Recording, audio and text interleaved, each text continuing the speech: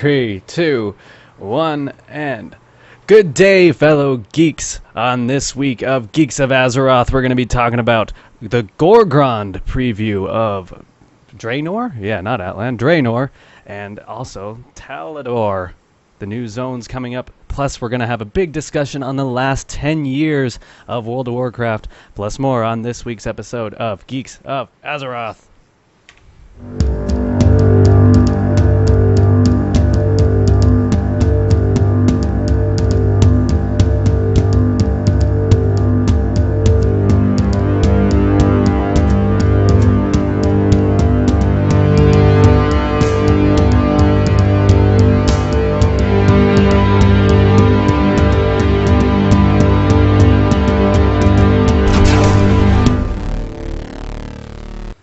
Welcome back to the show, everybody. My name is Charlie, aka Patrick, or the other way around.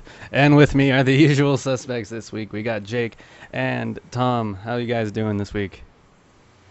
Doing good. Thanks. Getting by. What's everyone been up to in World of Warcraft in the past week? Tom, why don't you go first this time? Oh, I'll go first. Go on then. I've just been trying to do the Legendary Quest, to be honest. I thought there's a big hint now from Blizzard that I really should be doing it. When they've thrown Gaze and Valor already, this time now they've started repeating the cycle, and I think it's going to be a constant cycle. I've realised that I'm going to have to do it. Well, it's because we called it out. We said it was going to happen, and it happened. So, you're welcome. We joked about this. We got it. We managed to beat Mike Morheim. And we've managed to predict Gaze of the Black Prince. So I think we seem to be dictating World of Warcraft policy, at least. So Draenor coming out in October. Yes, that's it. Okay, all right. We all get beta invites next week. Mm-hmm. If we get actual invites next week, we'll get the games next week. But no, otherwise, just been sort of trying to get through. I mean, the drop rates are great, but once you get to that Valor part of the quest, it all stops. It all stops. Like that. Once you can only get 1,000 Valor anyway. So, and I won't go into the discussion again. It does make you wonder why you can't have both buffs up at the same time. Exactly. It's just I'm sitting here and I realise like there's kind of a midpoint where you get to that Valor quest and it doesn't matter and nothing matters because you just have to go 3 weeks. Thankfully, I managed to get 1,000 Valor just before the 2-week period, as it were, started because it drops on Tuesday to get the Gaze of the Black Prince buff. So I got 1,000 Valor quickly, stayed up all night, and I can just about do it, but the Gaze will finish just as I'm about to go for the secrets. So, I'm getting by, I guess. But as is everyone. Queues are slow, though. Queues are very slow. Oh, yes. Yes, definitely. What about you, Jake? How's your week in Azeroth? Basically the same thing, just working on the Legendary. I am on the Secrets stage still. What I do every week, Tuesday happens to be my day off, and that's usually the best day to run LFR because everyone's running it the first time. And so I'll just queue for all the wings, and it'll take a while for the first one to pop, but then as each one ends, the next one will be ready. I finish one wing, and then I'm like, yeah, no, never mind, exit the queues, I need to go eat, I need to go do this, and then I never go around to doing anymore. So I do one wing, I get 1 or 2 secrets, and then I'm like, I should have done more. Oh well. Curse you, real life. What about you, Patrick? Well, it was pretty dull up until Friday. Yesterday. My old raiding guild, they kind of have just gone boring. We've only been able to clear normals, and everyone's kind of dissipating. So I thought I'd start looking elsewhere because we just haven't really talked to my guild leader in a while. So found myself a new group, and on Friday, I am suddenly now 6 out of 14 heroic. Oh wow, what a very sudden, and so my monk is very happy, mist weaving away, healing people. Very cool. I did not get 1 piece of gear though, but oh well. As is RNG for me. It's all part of the community though. That's what it's about, being part of the community. Yeah, so they were recruiting up for mythics, getting ready for that. So I'm definitely stoked to be part of a mythic team for Warlords whenever that comes out. Nice one. That's been my week, though. Otherwise, I haven't actually spent that much time in the game. But you've got 3 cloaks now, haven't you? Yes, so I do. you, I have when no me and need Jake to... catch up. Well, though I was debating on doing it on my hunter, it's a little much. Well, what do you say we Sure. kick right into it? Tom, do you want to talk about this first section here about Gorgrond?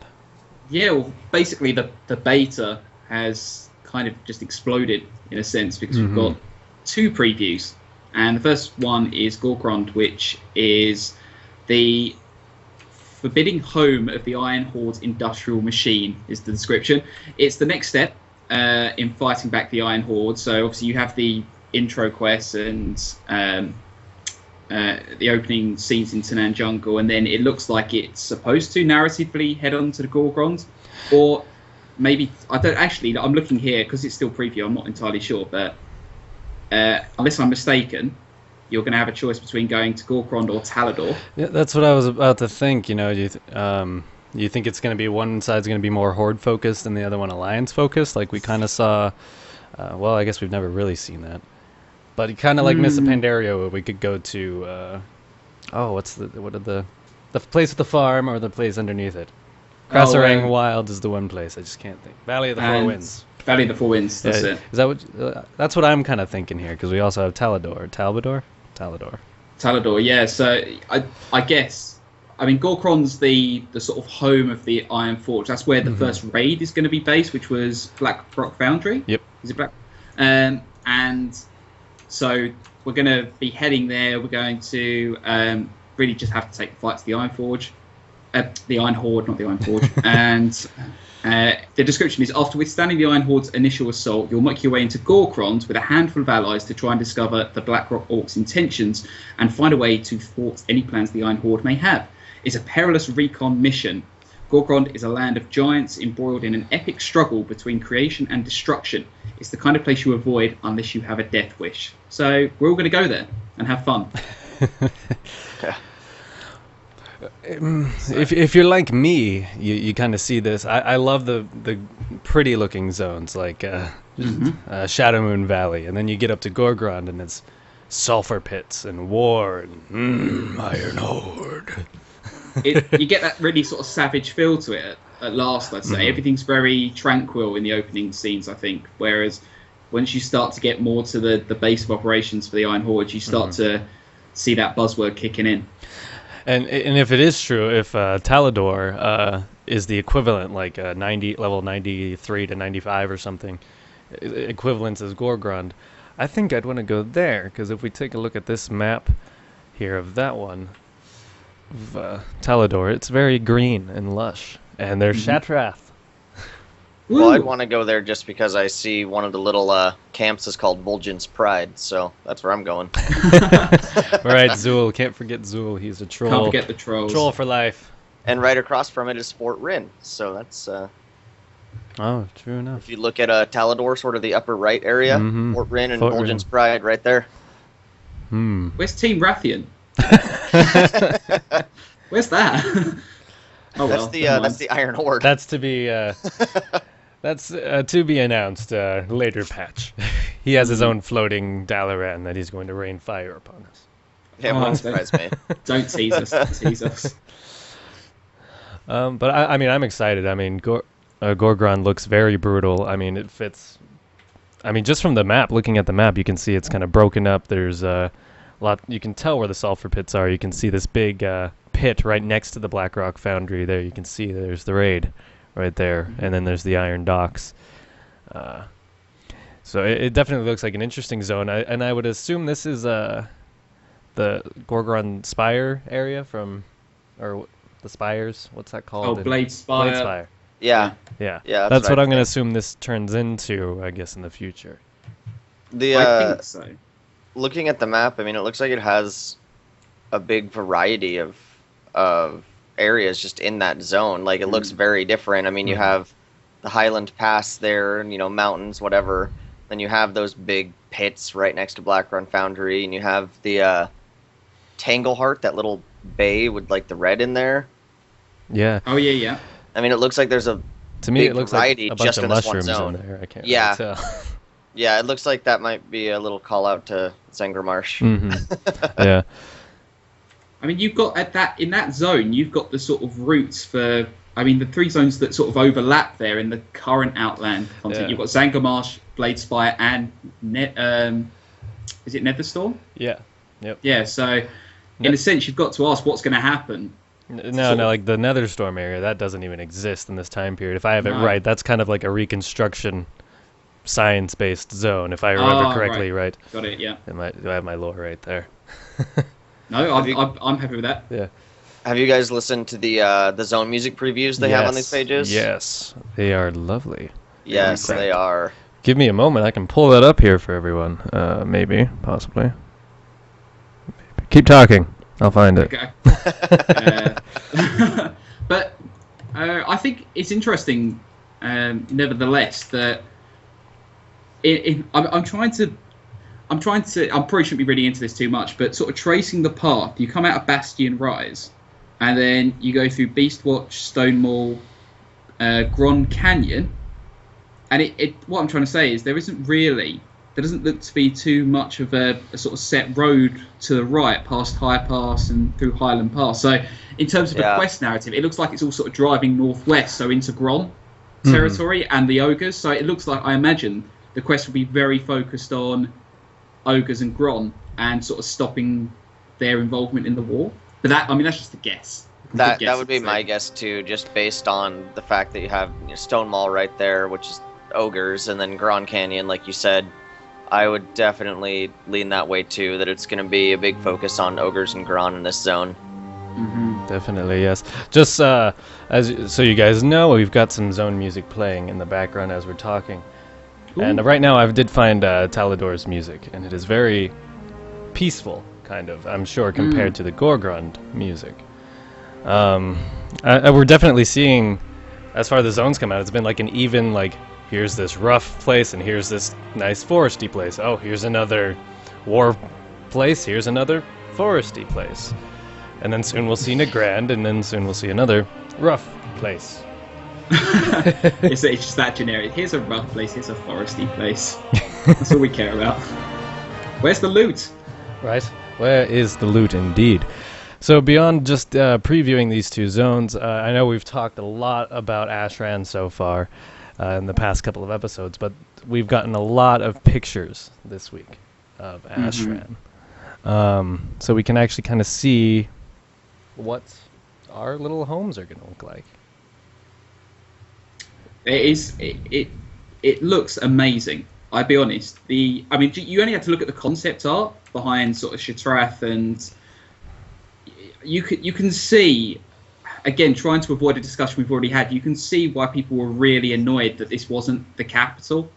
Yeah. This is so lovely to look at. It's so there's just so much there. Obviously, you're going to be there narratively. You can quest there. You're going to see so much of it. And by the time you're done with the quest, you probably will be sick of it. But still, I mean, there's so much effort. I think it's gone just into that one zone at the heart of everything. But I mean, you got as Jake said, Vol'jin's Pride's there. You've got Orchin Dunes back, which is going to be pretty cool. And Zangarar again is in the top right, so another sort of point to Zangarmarsh, I imagine. The Zangar Sea, is that what it's called up there? Because it's like now just a complete ocean area, sea, bay area instead of the marsh. So I wonder if we can swim down there and there'll be like little loot chests or, I don't know. Mushrooms, at least. Have the mushrooms under the water. Reminiscence. That's where all the Naga are going to be. They're all going to be there. Lady Vash just swimming around. But what do you think? Do we have any inclination as to what the story is going to be here? I mean, if you've got, presumably Vol'jin's going to be here. One of the Rins is going to be here. So in terms of what connection they have and to Shatrath and Orchin, I know the description is that we will be fighting to defend the Draenei's sacred mausoleums with Exarchs Maladar and Lady Liadrin. Yeah. And then we'll also be fighting Terran Gorefiend, who's the first Death Knight. So that, I mean, that opens a whole can of worms of speculation in terms of what's possible. It opens up, I mean, our sort of ongoing discussion that at least we know where that first legendary item may be based. So maybe they're individually separated by zones, and you're going to have to hit every zone to get your special people's legendary. It does make me wonder how much story they really are going to put into the quest line alone, because you know that there's the certain percent of people who don't quest, or they're going to quest very little. They're not going to pay attention to it much, or people like me who are going to wait until midnight launch and not sleep until I'm 100. So there's going to be a point where I stop focusing on what the quests are telling me, and I'm just clicking away. So it makes me wonder how much story is going to really be focused here in the questing. Or if it's going to be kind of like the general, we're exploring through this land, kind of like it's always been when we get to a new continent. And then the real story, the real in-depth comes with the dungeons and the raids.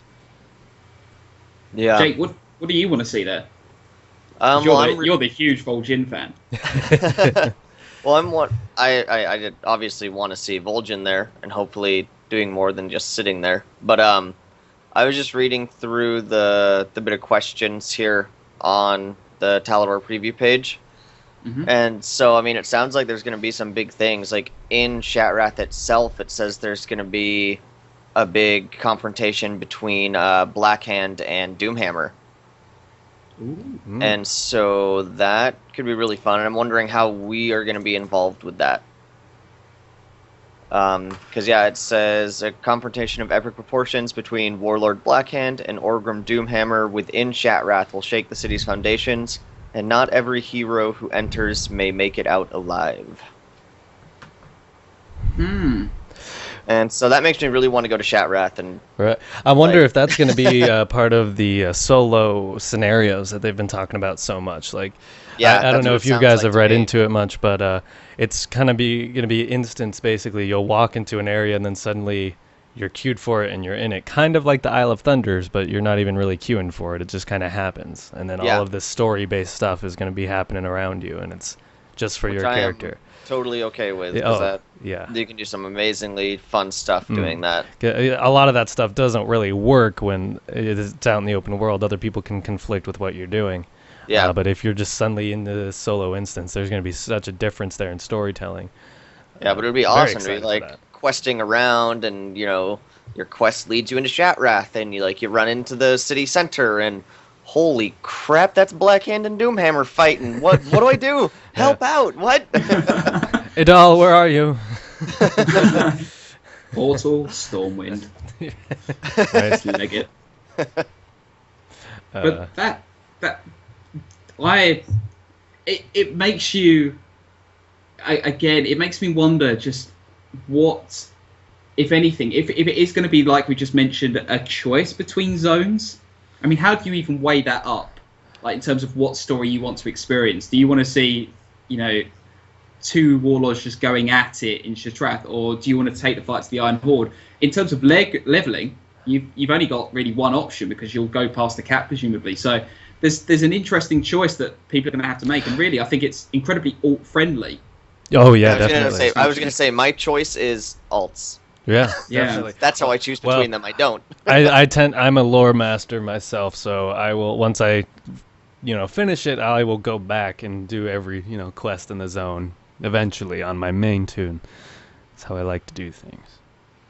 But that's and there's a lot of incentive now to do that, because you're exploring the alternate storylines. If you would like to be a lore master, or like you said, alts, you can choose different paths.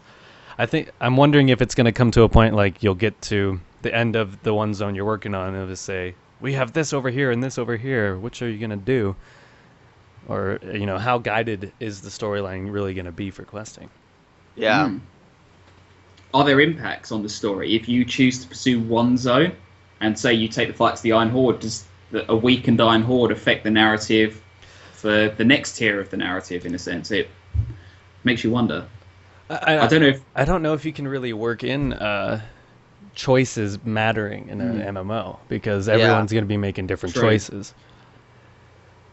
I think I'm expecting too much from Mass Effect. This is WoW, not Mass Effect. Damn it. I get what you mean, though. That would be interesting if our choices could shape what happens in the storyline. Definitely, but just too many people making too many different decisions for that to actually happen. No, I definitely agree. Definitely agree. Moving on from that, it looks like we have a lovely garrison picture here. And speaking of garrisons, both zones, they talk about what your choices are from Gorgon and Talador for your garrison are at the bottom of each preview. Yes. Right. Basically, each zone now comes with its garrison rewards, stuff you get. And you get like a choice between different ones. Mm-hmm.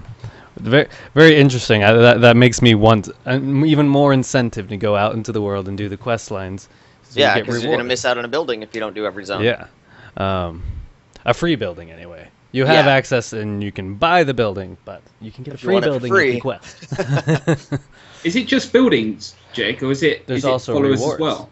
Interesting rewards. Like, I think one of the forests, I can't remember what zone it is, but you get a shredder, like kind of like in Ashara.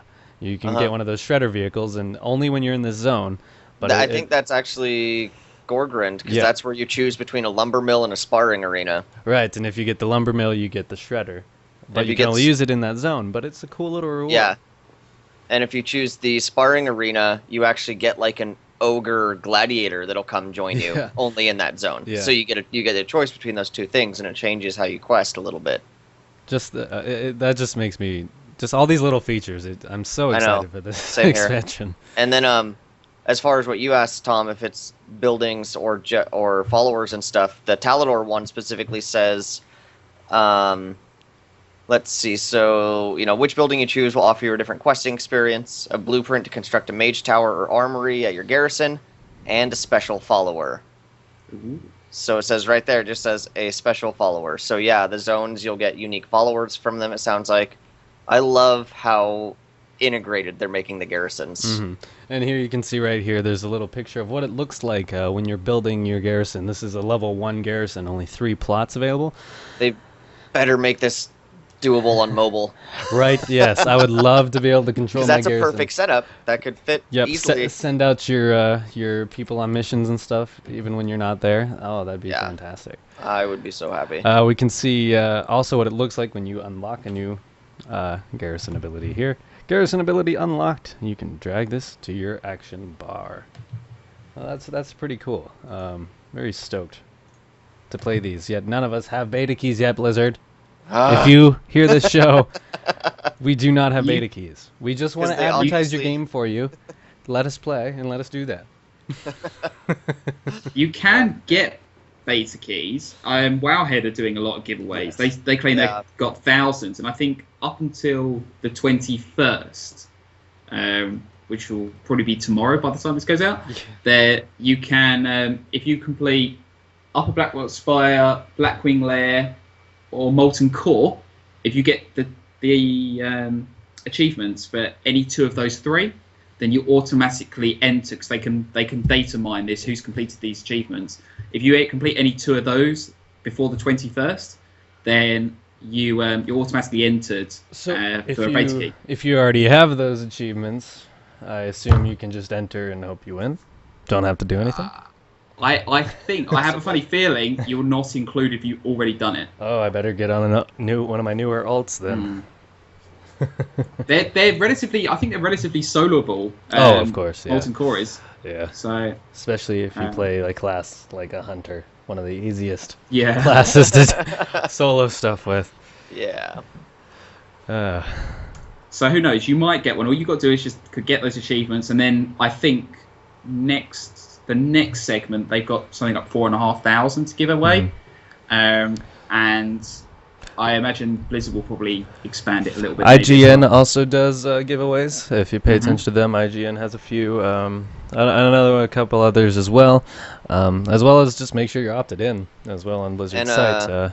I know some podcasters have been doing giveaways too. Yep. Ro gave a couple away a couple weeks ago. Mm-hmm. Oh yeah. And a friend, you could be lucky. A friend of mine literally just got his beta key on Thursday, so I wanted to smack him around a little bit, but every single day when I get home, I close Battle.net and restart it and just cross my fingers and Yeah. hope there's an extra little icon there. Yeah, one of my friends has Heroes of the Storm, and another one has Warlords of Draenor, and I'm just sitting here. Oh, You're like, I got World of Warcraft, Diablo 3, StarCraft 2, Hearthstone. Where's more icons? Speaking At of this Hearthstone. rate- Oh, sorry, go ahead. Sorry, I was going to say, at this rate, we're going to be the only 3 people not in the base. Right. The only We'll just be sitting podcast. outside going, well, everyone knows what's going on. We don't. We don't have anything to talk about, guys. No, Right. but just a little sidevert here. On to Hearthstone, if anyone plays that game. Curse and Axramis on Tuesday. Yep. I'm definitely interested in that, though. The prices to get into the wings, I was not expecting either. What, $25 US for the full package, or 700 gold per wing? Yeah, or if the first wing is free if you Right. play it within the first month, and then it's only $20 to get the rest of it. I think. Okay, yeah, that is true. But still, for the free-to-play game, $20, I was a little bit surprised. What do you guys think, though? I actually think it's not that bad.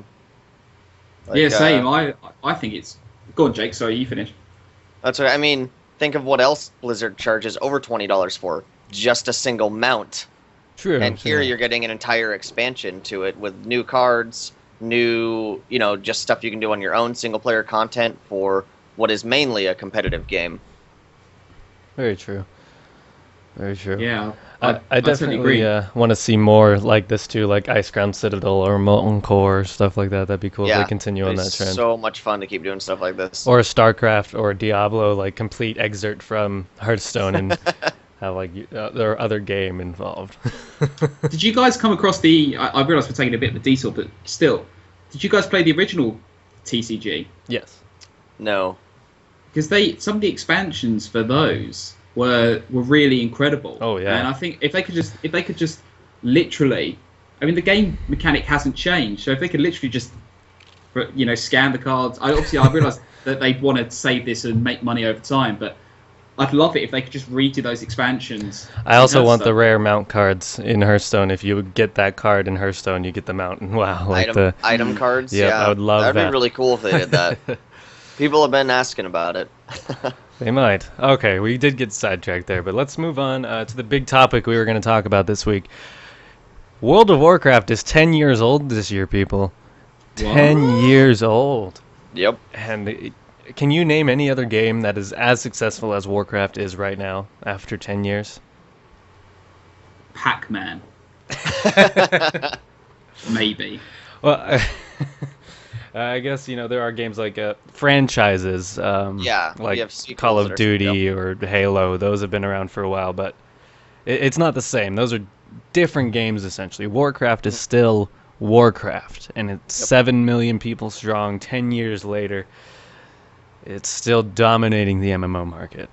That is quite an achievement there, Blizzard. And so we kind of want to take a look back, all the way back to games that some people, even myself before today, hadn't really even heard of.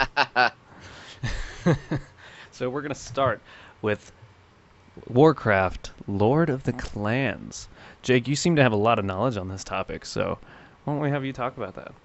Yeah, Lord of Clans was what they were going to do after the Warcraft, RTS games. They were trying to expand on the story a little bit more, do more character development, and it was going to be a point-and-click adventure game. It's similar to a lot of LucasArts stuff that they had done. Grim Fandango, Full Throttle, Day of the Tentacle, all that kind of stuff. And they were working on it, and as Blizzard is wont to do, delayed, and then eventually canceled. Personally, I was really excited when it was announced. It was on the cover of PC Gamer magazine, which I subscribed to at the time, and I got that, and I really enjoyed adventure games. I had had a lot of fun with quite a few of LucasArts ones, and I had played Warcraft and Warcraft 2 and all that, and I was like, this is going to be awesome, this is great. And then it never happened. Yeah, I definitely would have built some lore there, but if that game would have continued, it could have possibly delayed one of their bigger projects that they had been working on in secret for some time, building their secret army to rule the world, as they were trying to do, I assume. That little project was called World of Warcraft. Blizzard announced World of Warcraft. When was that announced? 2001. Says September 2nd, 2001. Feel old. Everybody feel old. I remember seeing this announcement, and in 2001 I was in 3rd grade. Oh, God. Little did you know then how much it would take over your life. Little did I know, indeed.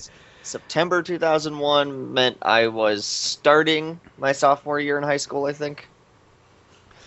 Yeah. There's a lot of people listening at home or around in their cars thinking, my God, that's what I was doing in 2001. It just puts it in perspective. And they had barely really said much about it at this point. There's no images, it was kind of concept they were just talking about, World of Warcraft. And really all we had to compare was EverQuest and why can't I think of that really good MMO from the late 90s? Oh. Can't remember. I can't remember either. But there was very limited amount of MMOs on the market at that time. There were very few that were at least up to par for what people knew, common knowledge. So Warcraft was really going to come in here and define an MMO because there wasn't a huge market for it yet. And so when WoW finally launched in September? September of 2004? Yep, seems about right. Or November. November. November 2004. Yes.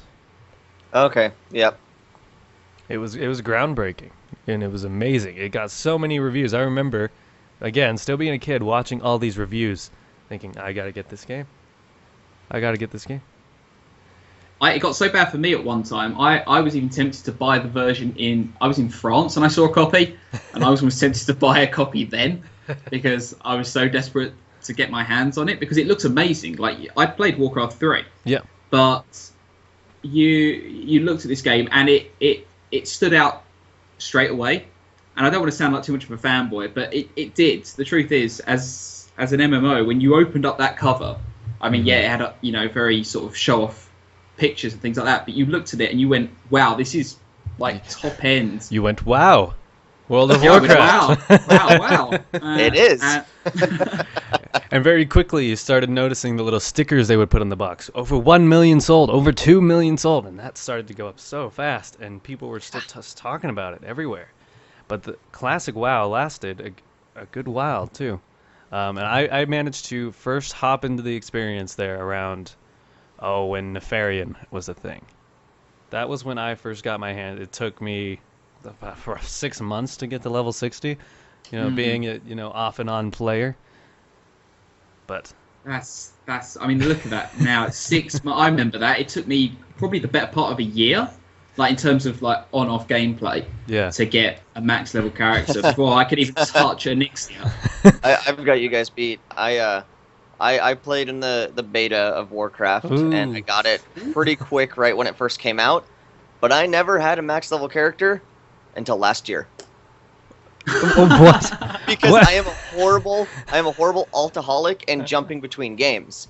So I have played on and off since beta. I have played at least a little bit during every expansion or at expansion launches and stuff, but I just always go to other games or make another alt and never stick with one character until last year when I finally did, and now I have multiple max level characters. That's very interesting. That's incredible. You've played longer, but at the same time, we've had max characters longer. Yes. Wow. But and you have to think there's such a difference in how you play Warcraft now to how you played it back in the day. The emphasis now is you don't really care about the leveling experience, but back then, really, leveling was the experience of Warcraft. Yeah. It was fun, and it was adventurous. You didn't know everyone has a very common knowledge of Azeroth right now, unless you're kind of first starting off in the game.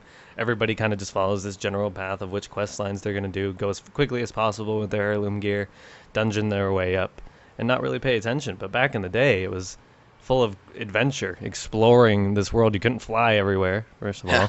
Getting 1,000 gold was such an achievement. Getting 100 gold was such an achievement. Yeah.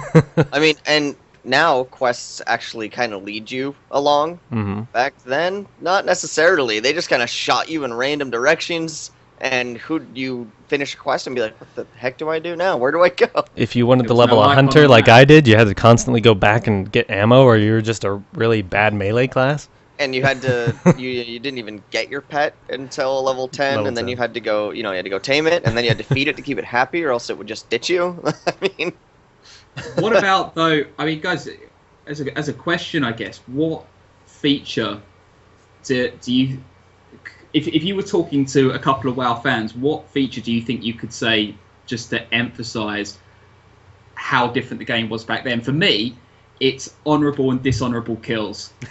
Back when you had like a PvP leveling, you had private and knights and things like that, and if you went to other zones like the Barrens and you went and raided a town, if you killed the civilians, you had dishonorable kills, which just destroyed your PvP rank. Mm-hmm. And I remember doing that, and I remember doing a PvP sort of raid with my guild just on South Barrens, and I didn't even comprehend dishonorable kills, so I just went around bashing all the civilians. And I remember like just the fallout of that. People were like, I'm never going to see the knight rank because of you. Like, you're a step away from G quit, and it was horrible. It was absolutely horrible. One of the things that stood out to me so much at the time was, I mean, excluding going into instances or traveling across continents, was how big the world was and how there were no loading screens. You could travel from one end of Eastern Kingdoms to the other and not see a loading screen. That to me was so awesome, because the world, no other game world at the time, to me anyway, of what I had played, scaled to the size of Azeroth, and that I remember that just being something that just blew my mind, and I loved that feature of the game. For me, I would say it's just how fast leveling occurs, honestly, because I remember, like getting to level 20. How fast? 6 months? Come on, man. Never. Well, I'm saying the comparative speed from then to now. Oh, yeah. So, like, back then, hit level 20, do a little slash played, and it's like 20-something hours. Yeah. And now, if you're at 20-something hours played, you're probably at max level. I think it's 4 days played, maybe. I think I don't know. Unless you boost it, of course. Yeah. But it's just, like, vastly different how long it takes to level and all that kind of stuff. Did that idea ever even occur to you guys, that there would just be pay money and you could have a max level character back then? Well, I mean, you could buy them illegally, but... Right, yeah, go eBay someone else's account, but... Did you ever think Blizzard would do that? Because I never did. I never thought that would be a thing. I didn't think... No. I think there wasn't... Well, I'd say that. I think there was more of a consensus then for it, because, like we just said, it took so long to level. But then I guess that would have meant there would be more work for the person you were paying. So it's crazy. I mean, people say it was a different game, and like without getting on the, I remember the day back then. It was a different game back then. Was. It's even just in vanilla, it was not the same game at the end of vanilla that it was even halfway through vanilla. I mean, meeting stones. Right. Tom, did you do AQ ever? AQ40? Trying to organize that group of 40 people. I mean, you think back, 40-man raids were cool, but trying to get the right amount of classes of each class to do 40 people and have everyone cooperate, especially on Twin Emperors. Oh my god.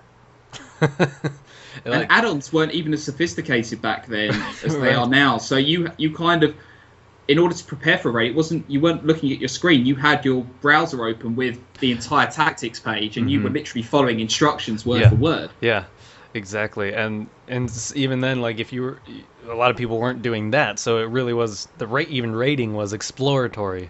You're just like, okay, what do we do? Okay, we got to separate these two guys on the opposite side of the room. They're gonna run across from each other. Oh, don't! We're dead.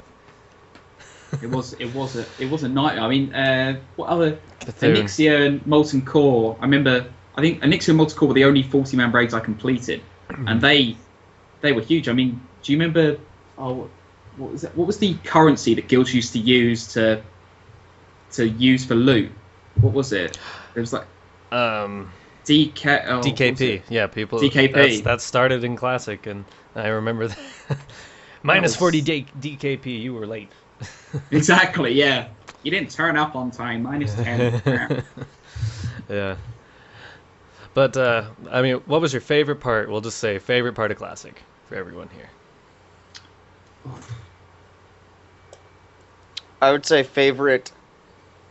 I don't know if it's like a specific game part or anything, but my favorite experience, my favorite memory from Classic. I mean, it was when I first got into the beta, and like I finally got in, and of course, internet was slow, so it took me forever to download it and get it patched up and get it running. And I called in sick to work the next day because it was up. I got it up and running, and I was like, crap, I gotta go to bed. And so I got up the next day, and I was like, God, forget it. I'm just gonna call in. So I called in to work and made a Forsaken, probably a warrior. It was probably a warrior, but and then finally getting in the game and running around in that little Forsaken starting town. I was just like, this is crazy. I'm playing a freaking zombie in this game. This is awesome. It was awesome. That was amazing.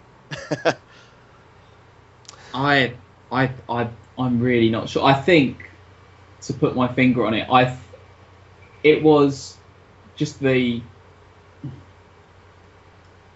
I can't really put a finger on it, to be honest. Maybe it was that when you hit the cap, then the tone of end level gameplay, raiding and things like that, it felt so much more like, I don't know, like you'd achieved like the maximum. I don't know. I guess that sense of fulfillment hitting end tier content, because it was so difficult to get there. It took so long once you reached max level. It was such an achievement. It was work. Not to say it's not work now, but I think you know how if I told you in vanilla and in now today's content, you know, right, let's see how long it takes for you to kill Ragnaros or Garrosh, respectively. Yeah. You know, Ragnaros was just an epic feat, and I think that was it was the real sense of fulfillment, hitting 60 and just really sort of bashing bosses. What about you though? My favorite memory is leveling. The first tune I got to 60 was my Boomkin, and I was so unused to how the game worked when I was leveling, and I was doing. I can't remember what dungeon it was, but I was trying to level my stats, and so I was going around beating things with my staff, thinking that would help my Boomkin. That's just one of my favorite memories I have of the game, is being so dumb. Or one time, I'm whacking them with the stick. It's not working. Or doing Naxxramas, original Nax, and falling asleep during the safety dance part, like actually falling asleep and just holding down the W key. Okay, so that the Boomkin, was that your first character you made? First main. Okay. Still have them. So before we move on, then, what was yours, Tom? It was a dwarf warrior, I was dwarf warrior and I hated tanking. But back then, the only thing warriors could do at end tier was. Oh, did you level prod? Did you level prod? I heard that's horrible if you tried to level prod in class. No, I flicked through a lot because I was so on and off throughout the game. I changed a lot. But once you got to end tier content, if you weren't tanking, it was kind of pointless being a warrior. So I had to pick it up quickly, and sometimes it went very wrong. I remember being shouted at a lot during the Nixia raids. So I was standing in the wrong way, and I'd wipe it like going. I would be the first to die. And it wasn't good. It wasn't good. I don't remember the first character I actually made, but my first main that I played for a while was a gnome warrior, and only got him to like level 30, and then he sat there for a very long time, and I'd leave and come back to the game, and I never really played that character anymore. And then last year, I transferred him to the server I'm currently on, and faction changed him to Horde and made him a troll. Of you course. are the rare spawn troll warrior. I never see those anywhere. And he's in the 50s now. I'll eventually get him. I'm definitely planning on getting him to max, just because I want to say, this was the character that I originally started with, and finally get him to max. But I remember my little gnome warrior tanking dead mines. And back then, back then, original Deadmines, you had the first mate, the giant Minotaur guy. Smite.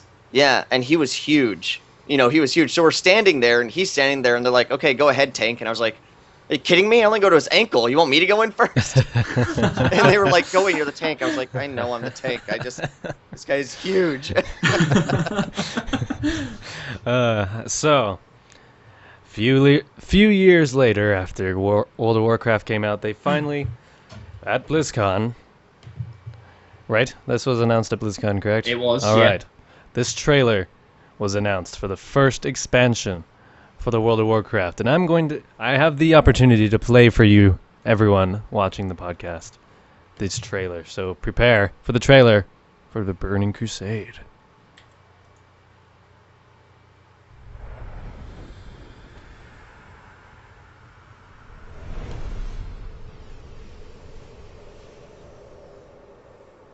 Though tensions have risen between the Alliance and the Horde, the true enemy of the world lies unseen. Beyond the Dark Portal lies a universe of unending I forgot the Dark Portal was blue. where the shattered realm of Outland has yeah. become the battlefield for a dark and murderous crusade. The Burning Legion has returned to claim vengeance. With a host of new terrifying warriors, such as the Wrathguard, Fell Reavers, the Shivan, and Warp Stalkers. While Outland's native denizens, the Ethereals, Nether Dragons, Naru, and the Gron rally countless others to war.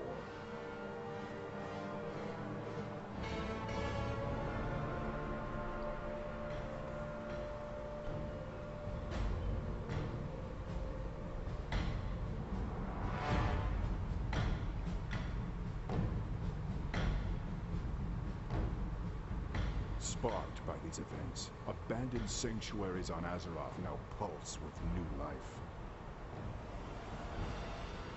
Karazhan, the darkened tower of Medivh, bristles with arcane energy and the horrors unleashed by its former master. Its cursed halls now teem with the restless shades of the past.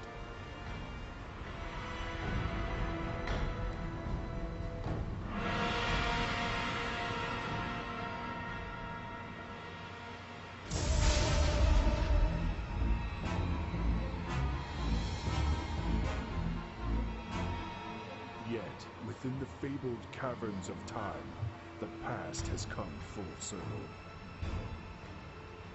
Despite the efforts of the Bronze Dragonflight, windows into Azeroth's history have opened wide, allowing adventurers to experience the past firsthand. Journey through Hillsbrad and Durnhold Keep when the young Orc Thrall first set out to discover his epic destiny. All right, and we'll stop it there. I forgot how long this trailer was. But yeah, when that was announced, I remember seeing that, and I was so excited because me being getting to that point in the trailer where we were with the Caverns of Time, I was such a fan of Warcraft 3. Those dungeons were probably one of the biggest things that excited me for the Burning Crusade. Right there. They were incredible. I just remember a lot of people talk about, and it sounds very sort of cliche, but they talk about that feeling of actually walking through the Dark Portal and that loading screen. You just think, what's going to be there? Yeah. And that they really hit it with that opening scene. Yeah. Did you guys play the launch of Burning Crusade? Because that was still by far, in my opinion, the best launch. I can't remember what happens. You'll have to remind me. It was kind of like it is now, except you had to kind of restart the game instead of it kind of seamlessly happening. But everyone gathered around the Dark Portal, waiting for it to turn green, pretty much. And as soon as the expansion launched, you restarted the game and you could go through the Dark Portal. And so it was like this big gathering. It didn't matter if you were on a PvP server. Everyone was gathered together, ready to... Well, some people were fighting each other, but... Of course. But it was kind of awesome to see everyone on my server ready to just charge through and see this new content. And so as soon as it was live, boom, through the Dark Portal you went. And I'm kind of really hoping to see this for Warlords as well. Yeah, that would be cool. That kind of just makes me just more excited for that launch. But yeah, with the launch of the Burning Crusade, we saw a huge rise in subscribers. You know, we were getting pretty high at that point. What was this? 2007, correct? Yep, January 16th, 2007, Yes. it launched. And by then I was a high schooler. Yay! So I was full in depth and not doing my homework, playing World of Warcraft as a full-time job. Pretty much. It was a great It was a time to be full-time playing job. WoW. So, what did you guys think of the Burning Crusade? Did you play much during that time? Go on, Jake. I didn't. This was during the biggest break that I ever took from the game. Like I said, I come and go from the game, and this was during the biggest break. Like, I was staying up to date on the news. I knew it was coming out and all that stuff, but I wasn't playing at the time. And then when I did start playing again, while the Burning Crusade was like the active expansion, again, like I said, where I never got to max level until just last year, I never actually got to Outlands while it was the current expansion. Right, because back then still leveling was quite a time-consuming thing. Yeah, like I'd have friends. I had a lot of friends that played, and they'd always be like, "Come play on my server," and I'd go, and they're like, "We're all max level," and I'm like, "Okay." Yeah, one of the first things I wanted to do was level myself a Blood Elf, but that took so long to do. So I just played till level 20 when I was out of the dark woods, whatever. I'm very bad at remembering zone names, if you can't tell. Ghostlands. Yeah. Ghostlands. Yeah. Oh, yeah. Just so I could see those two zones where the content, and then I continued with my druid. Oh, because you just wanted to see because they were the new zones. Yeah. Oh yeah, and then That's you it. just went back to. Yeah. And then they introduced faction changes later on. But Saved all the problems. but at this point, yeah, my main tune was still my druid.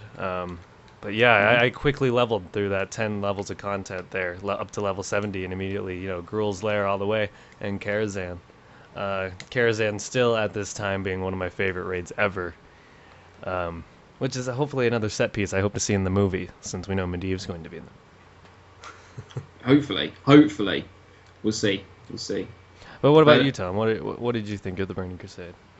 Well, when I actually remember the night I got it, and the first thing I actually did was create a new Draenei, just because, like you, I wanted to see that new content, which was the worst thing I could have done, because naturally, new expansion, new races, it's packed. You can't do anything. You can't collect anything. You can't kill anything because it's all being tagged before you can reach it. There's literally 70 people, all level 1 to 3, doing exactly the same thing you are, and it was a bit of a nightmare, and servers were sometimes crashing under the pressures of it and things like that. But after a few days, when I went back to my main and started hitting it again, it was a slog. But I personally, Burning Crusade is my favourite expansion of all time.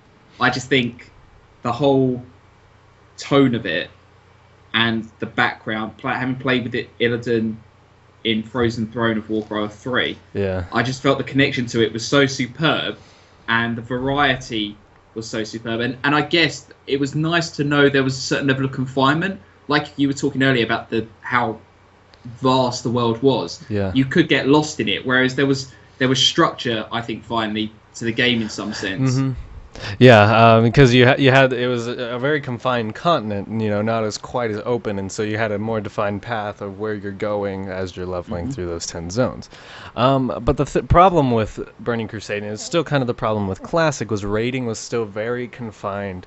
At least end level, like, you could do Karazhan, okay, and you could do Gruul's, but if you wanted to, at content, do Black Temple, or when Sunwell came out, do Sunwell, that was, I think, the top 5% of WoW players were the only ones getting through that at the current time.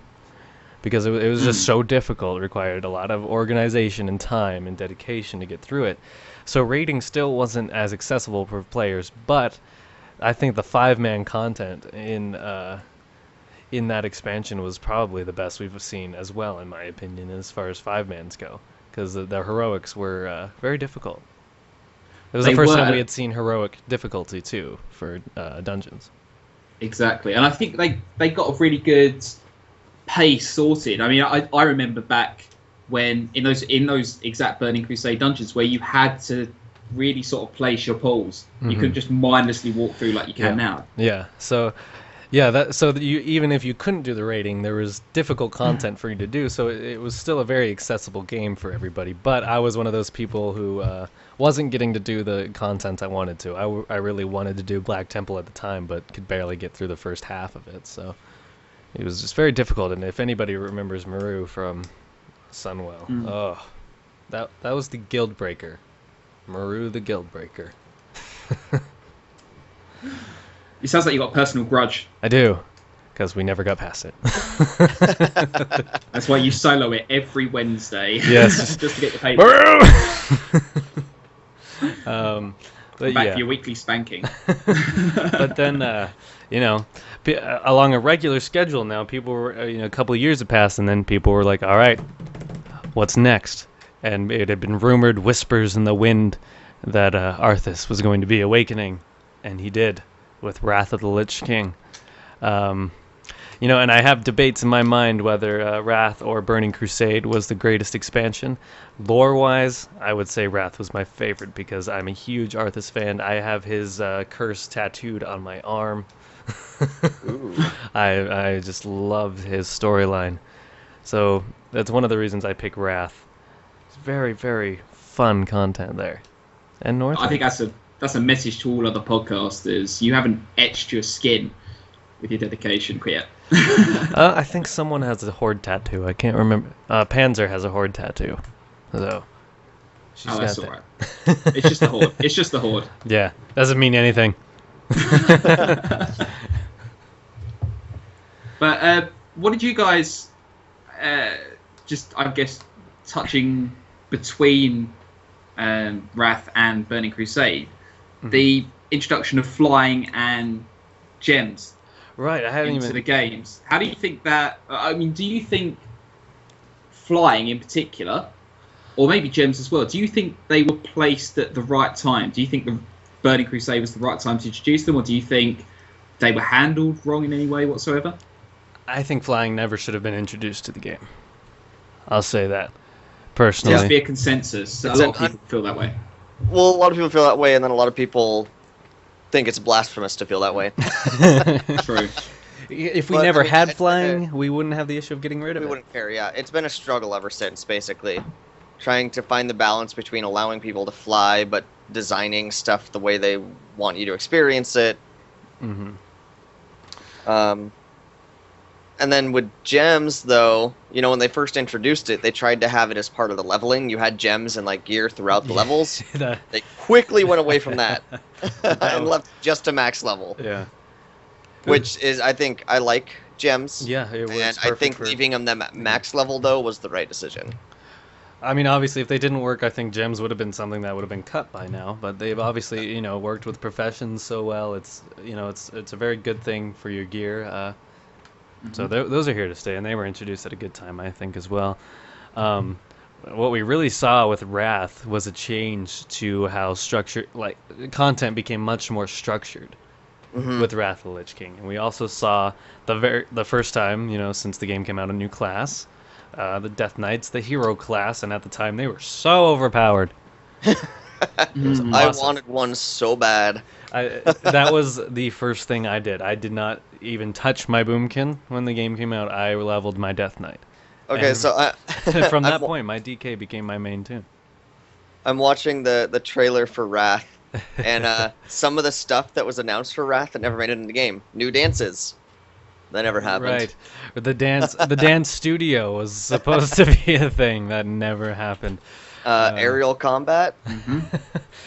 Well, you kind of see aerial combat in the instanced quests, which I personally loved. That was a new thing, putting in vehicles and stuff that you could drive during the quest lines. That was always cool. Like the dragon you got to fly during the Death Knight quest zone, for instance. You got to go around throwing bombs on people. Yeah. That was a good And example. you did have that last bit on Ice Crown Citadel where there is sort of the two ships next to each other. Right. Yeah. Skybreaker and things. So I guess in a way, not as intended, obviously, but there was aerial combat technically, I guess. But Yeah. it's sorry, go ahead. I was just agreeing with you, but when you get to max level content in that game, that's when things really changed for the game. You had very structured raids and dungeons. They had introduced the Dungeon Finder, was new in Wrath of the Lich King, which at the time was so, oh my god, yes, yes.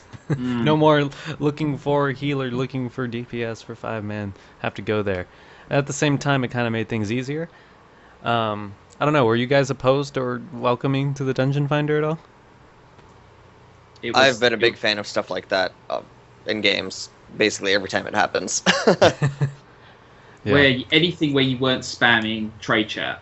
Yeah. So, I mean, it's Right. just, it like we said, it was our pet hate with raiding. It's just it was so disorganized before this came out, and it just saved so many problems. Where also you could focus on the content a bit more because of where chats were located, like capital cities and zones. You had to kind of just sit around waiting for the instances and the groups and things. But this kind of just made it smooth out. It was something going on in the background, you finding a group, and it meant you could actually play the game as opposed to like micromanage everything. Right. And it was also it changed questing a bit, at least in Ice Crown, when you got to Ice Crown, because they introduced phasing technology, where the quest you did actually impacted the zone, and you could see that change. And that was, like I said, it was only kind of very littly introduced. I'm not using real words here. But it was cool to see that happening. In questing. It was a cool change. But really one of the big things of Wrath of the Lich King was how every patch rating changed significantly on how it worked. Because they were really trying to fine-tune how it worked. So starting off with like Nax Ramus, the rehash of Nax. I quite enjoyed it. I thought it fit well with the content, getting to do that again. But the rating really hadn't changed much. It was, 25-man or 10-man. But the lockouts were separate. There was no heroics. So there wasn't much of a change with it, with Nax Ramus. But then came Ulduar. And Ulduar being, in my opinion, the greatest raid ever made. Loved Ulduar. Spoken like a true fan there, a true hunter. It was so big, so open, something we hadn't really seen from raids. There was vehicle boss, that whole first boss instance there. It was so different, but it changed raiding because it introduced activated heroics. You had all these mechanics that if you pushed a button or kept them alive this long, or killed this first, or killed this in a certain order, you made it more difficult. And along this line, there were also achievements entered into the game at this point. And so people were trying to get these achievements. You could get mounts from doing them this way. And then the Trial of the Gladiator came out. They were trying with different lockouts for 25 and 10-man, experimenting. Is that when they introduced heroic difficulty, or am I wrong there? Just altogether as a difficulty. I think it was definitely Burning Crusade. I think I remember seeing it on the instance. For raiding. Because we didn't have it, like I said, Ulduar introduced you could activate heroics, but you couldn't have the set difficulty. And it was either with TOC or ICC where they introduced the heroics. Let's have a little peek. But the expansion added. No, the heroic dungeons were in Burning Crusade. Many new expansions. Oh, hang on. Go 3. No, it looks like heroic access. Oh no, I don't know actually. I can't tell from here. I'm fairly certain that it was actually in Trial of the Gladiator or Trial of the Champion. Can't even remember which was the raid and which was the dungeon. But it was so messed up there because the people who were trying to be the world's best raiders, Everything was a separate lockout. So they would have to do normal 10-man, then normal 25-man, then heroic 10-man, and then heroic 25-man. It's a lot.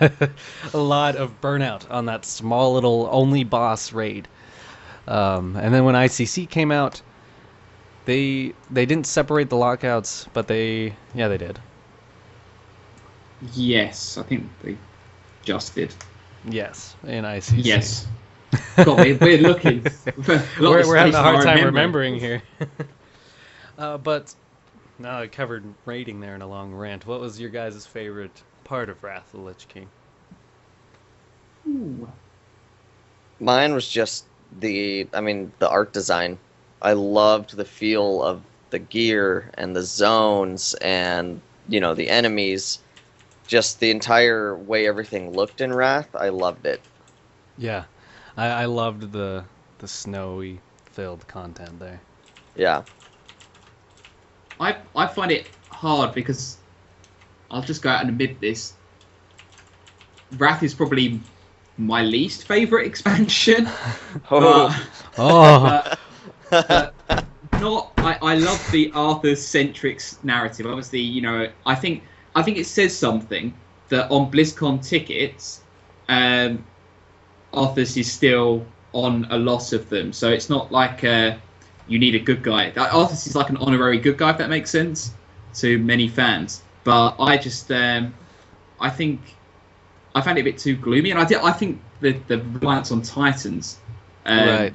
In some zones was a bit too much for me, because there was a lot of Titan reliance in vanilla, and I think I sort of wanted to distance that. But saying that, I loved the whole, I guess, sort of the introduction of Jaina into the central narrative, and how she kind of she was sent to I can't remember the name of the instance, but when she goes and meets Arthas, and Bolvar. I guess Bolvar saved it for me. Yeah, that was incredible.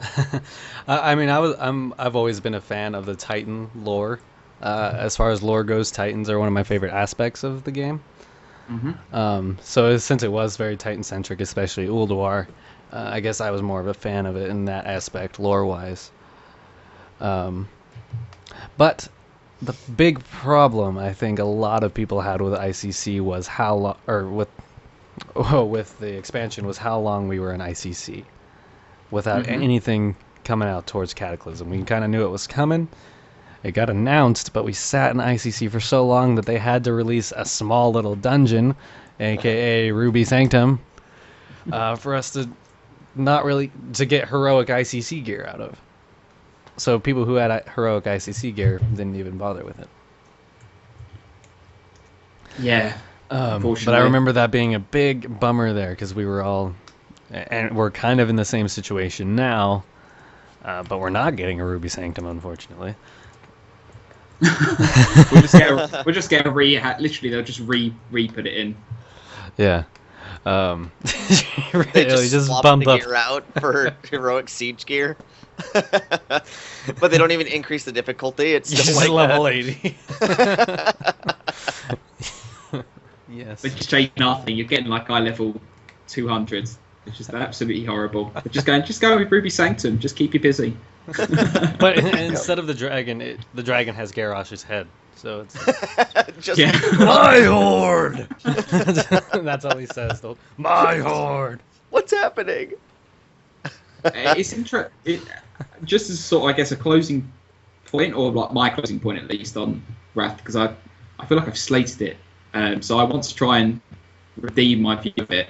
It sold 2.8 million copies in its first 24 hours availability, which made it the fastest selling computer game of all time, and beating the record set by Burning Crusade, which sold only 2.4. Wrath is what got World of Warcraft into over 10 million people playing, which is phenomenal. It's huge. It's crazy. People were just didn't even know what to do with how big WoW was. We were like, holy crap, this isn't just some little thing. There was no such thing as a dead server at that time. Every server had its... there were the low servers, but even them, they seem like some high pop servers now. Yeah, this is when it started becoming like more just people knew what WoW was, Right, there whether were they were cultural gamers or not. references and TV I mean, shows and This during Wrath was when I had a lot of friends that didn't really play computer games and definitely never played MMOs. They got in, they started playing WoW. Some of them only played for a little while, but this is when I think lots of people that normally wouldn't go into this genre at least gave it a shot. yeah, WoW became big for me, especially in Wrath. That's when I started saying WoW was my favorite game during Wrath of the Lich King. It was so cool, a lot going on. It was definitely a milestone for gaming in general, what Blizzard accomplished with, as many people as they had, as culturally known as they were. Yeah. I think for a lot of people, including myself, it's when the game got I don't want to say more serious, not in a literal sense, but you started to take the content with a more sort of, more seriously, really. I guess, with a more sort of serious gameplay mode in mind. My ult changed. And running through ICC, there was a definite narrative there. You actually started to feel attached to the characters in this expansion, what was actually going on, and this is kind of when people realized this was really, really for the long haul. Yeah. This was gonna be around for a very long time. And ICC ended up being around for a very long time. I don't think that's what they had in mind, right? But yes. But even in that amount of time, people were playing PvP. We saw PvP actually rise up a lot as far as player base goes in Wrath of the Lich King, because we had stuff like Wintergrasp. Wintergrasp introduced a really new concept of siege mode to PvP, and that was really interesting to people who are interested in it. So that actually gave more content for people who were bored of raiding. Of course, they could have put aerial combat in. That might have helped, but right. Or the dance. Why no dance studio, Blizzard? Come on. I know. I wanted to do dances. I was honestly looking forward to that when they said that. I was like, oh, that'll be kind of fun little thing. Yeah. But no. Oh well. Before we head on, I think we kind of missed something with BC though. With the introduction of the new races, the Blood Elves and Draenei, that's also when they stopped having faction-specific classes. Because remember, the Shaman and the Paladin were specific. Paladin was only Alliance, Shaman was only Horde, and they couldn't balance the classes to each other. So they were like, we just need to make both factions have the classes, and so the Draenei were the first Alliance Shamans, and the Blood Elves were the first Do you think we could ever Paladins. see that again? Faction-specific classes? Yeah. I don't think so. Just because they'd run into the same problem. They were trying to balance the Shaman and the Paladin against each other, but they were totally different. One was a plague class that could do any role. One was a male class that could do DPS or heal, and tried to tank and it didn't work. I heard we're going a little off topic here, but I heard a theory of how it could work in the future, like a Dark Ranger type class. It's been rumored for a long time that it would be something like that. And if it was Alliance, it would be it would be very similar. The class would be almost the same, mechanic-wise, but you would just have like a light version and a dark version of the class. So it would almost be like the mirrored classes that Warhammer Online did. Yeah, kind of. But where it's like the look and the flavor is different, but the mechanics are basically the same. And I could almost see Blizzard doing that. Yeah, I'd be on board for something like that, just because it gives you more variety, even if it is kind of the same. Yeah. But yeah, back on track now. Yes. So people had known it was coming for a long time. The shaking of the world, the cataclysm, Deathwing. But this really shook the world of Azeroth, the world of Warcraft. Literally tore it apart. In a way, it changed everything that we knew about classic Azeroth. And the Horde got pretty much a new capital city, even though it was the same. It was very different. Alliance, they kind of stayed the same. Stormwind didn't change much.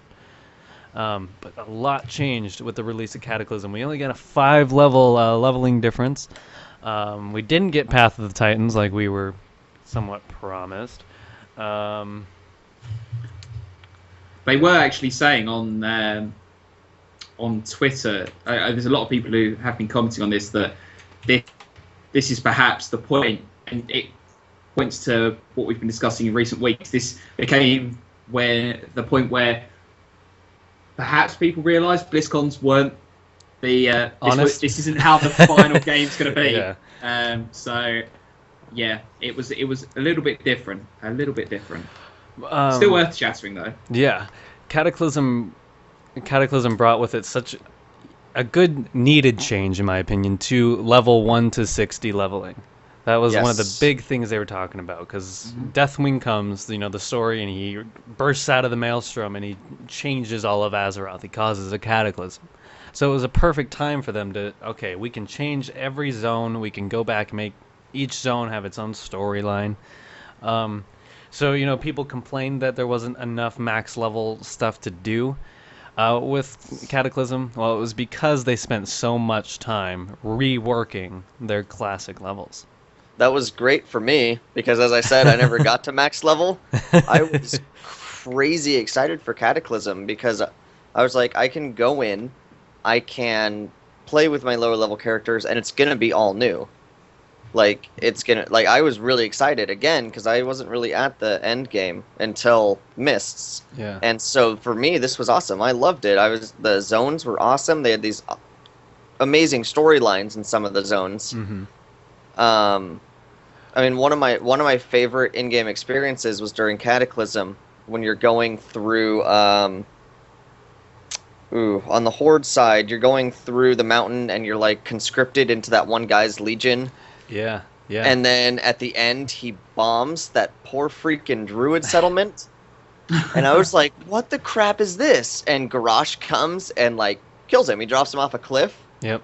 I liked Garrosh a lot at that point. Yeah, I was like, dude, Garrosh, you are an okay war chief. And then everything happened. Yeah, it was it was great though. I mean, Thrall was gone. He had to go. It was a big uprising for the Horde, or a big uprooting there of the Horde leader, having to go actually fix the Cataclysm. So we had our new war chief, and so if you were leveling, you're getting to see this whole new storyline. Of course, you didn't really get to do the old quest, but there was never really a overarching storyline in the old quest they were line just there. anyway. So that was really cool, a really needed change, and plus we got to see 2 new races again, goblins and worgen.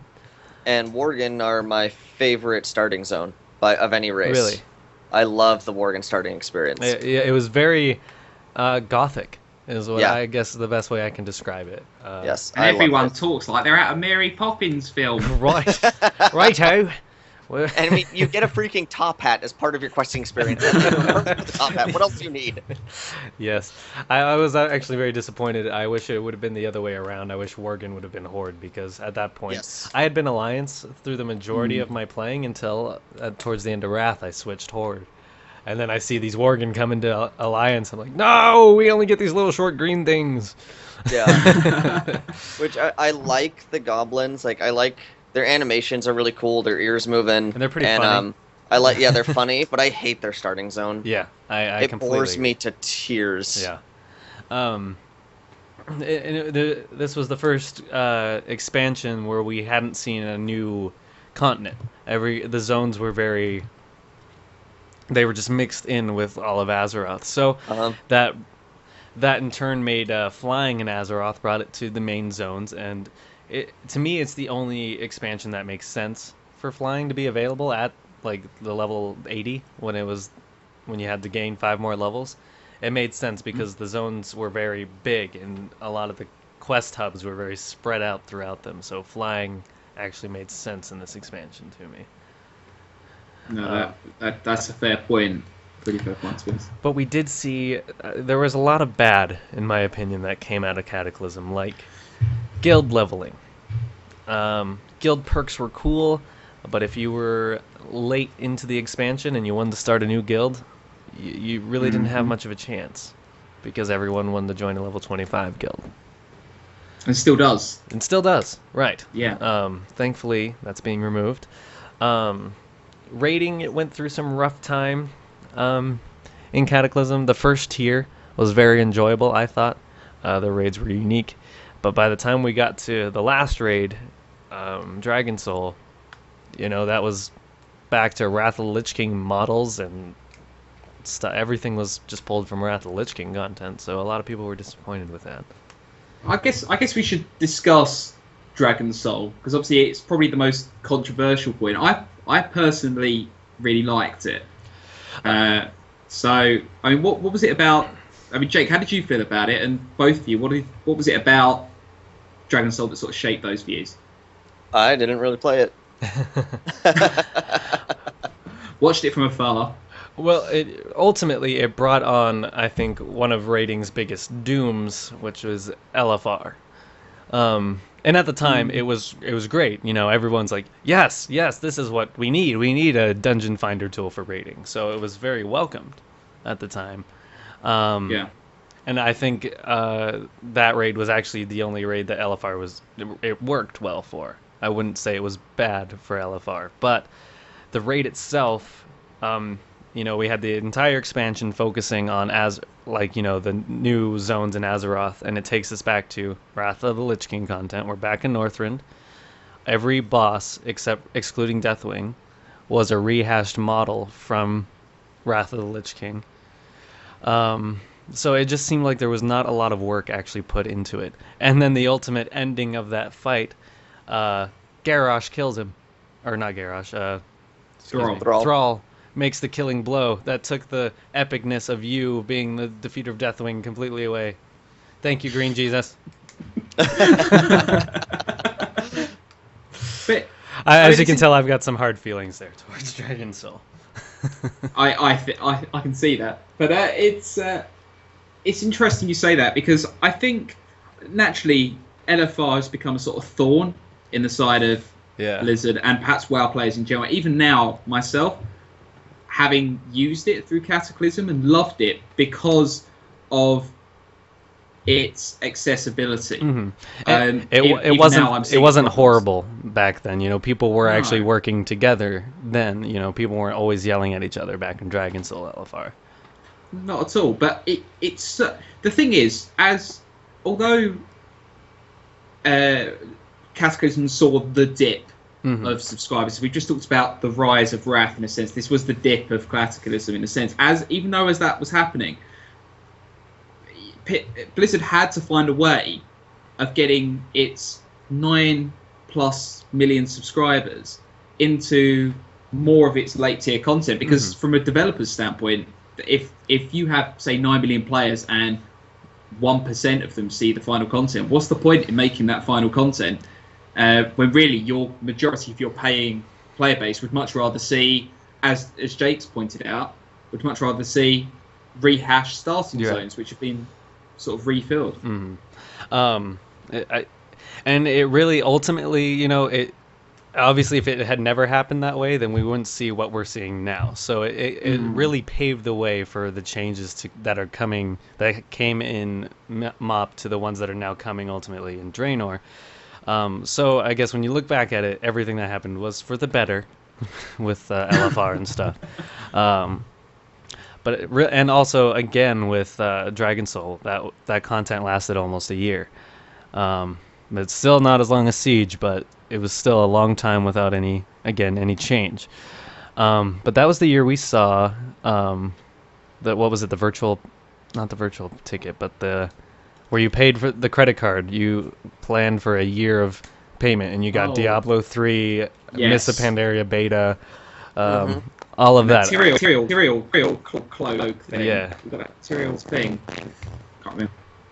Loads of stuff. Loads of free stuff. That's how to me, that was kind of a cry for help from Blizzard. That kind of made me think, because it was locking you into a year contract with WoW.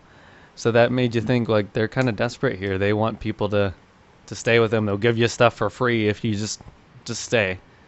Because that was definitely when WoW was in its decline. But there was a lot of rumors that they were working on Mists of Pandaria almost immediately after the launch of Cataclysm. I can imagine they were, to be honest. I mean, the promotional video to Mists actually starts by saying, look, we've done this, we've beaten Illidan, we've beaten the Lich King, and we're about to beat Deathwing. Right. And that's the sort of scale it was working on. We hadn't even got through all of the end-tier content before they were saying, this is what you'll be doing next. Mists of Pandaria was announced before patch 4.3 was ever even live, which was definitely interesting. But then tying into what you've just said, I mean, it makes you want to, I'll put this to both of you, do you think the subscription fall, and maybe I mean, how do you think things would have turned different if Blizzard hadn't started throwing all this free, all this free stuff effectively at people for signing on for a year? And if so, why? What do you think their long-term goal was? Just to try and just tie as many people in for the next 2 expansions, or the expansion, I guess, in this place, because it took a bit longer. But I don't really know how it would have affected numbers, to be honest. I mean, I bought it because I logged into it because that meant I didn't have to pay for Diablo 3 when it came out. So I did get it, and I wanted to play the MOP beta. But I still had a time when like Star Wars: The Old Republic came out, in that year of Dragon Souls. So I actually stopped playing a good amount in that time to play that game. Even though I still have my subscription active because I was locked to it. What about you, Jay? I mean, the only reason I asked this very quickly is because a release was 2010, October 12th, and the subscriptions, Cataclysm actually saw the highest peak of 12 million, and then it dropped soon after to 11.4 by the end of March 2011. So we're getting on to almost a year. It's gone up and down, and then it declined even further.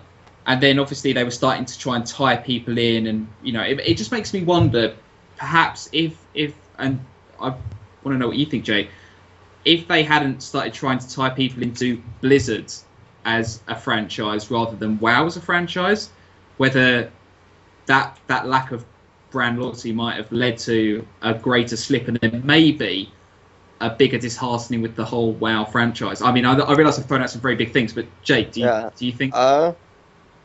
I think it might have. I mean, I think doing the year subscription with getting the beta and Diablo and everything, I think there are probably a lot of reasons behind it. I think part of it was, like you said, it was sort of starting to get behind Blizzard rather than just one of their games, which I think is very much what they're doing now. Their stuff is way more. I mean, you have the Blizzard launcher where all their games are in it. There's, they're always doing stuff like that. And cross-promotional stuff. Heroes of the Storm. I mean, it's a cross-promotional game. Yeah, I mean, you get pets in WoW for getting StarCraft or Diablo, and vice versa. Like, you get things for the other games by buying them. I think that was part of it. Another part was around that time, lots of MMOs had been experimenting with lifetime subscriptions. A lot more free-to-play stuff was happening.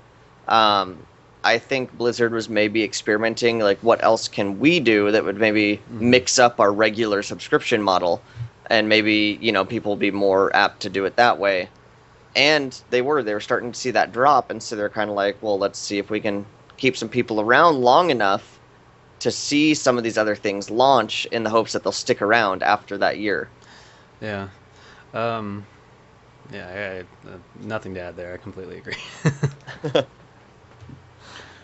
Guess we better move on. Yeah, well, moving on to what we are currently at, Miss Pandaria. And like I said before, I really think Blizzard had kind of just seen the trend that they were going with Cataclysm, and they put a lot of people just forward onto Miss Pandaria. There was a lot of changes to come with Miss Pandaria, a whole nother continent again, which people were very excited for. This is when they redid the talent system, right? Completely rehashed the talent system. Yes. Which, some people were disappointed with, but I thought it was really cool. I liked it a lot. Definitely a good change from the massive, confusing talent trees, which ended up being cookie cutter anyway. Yep.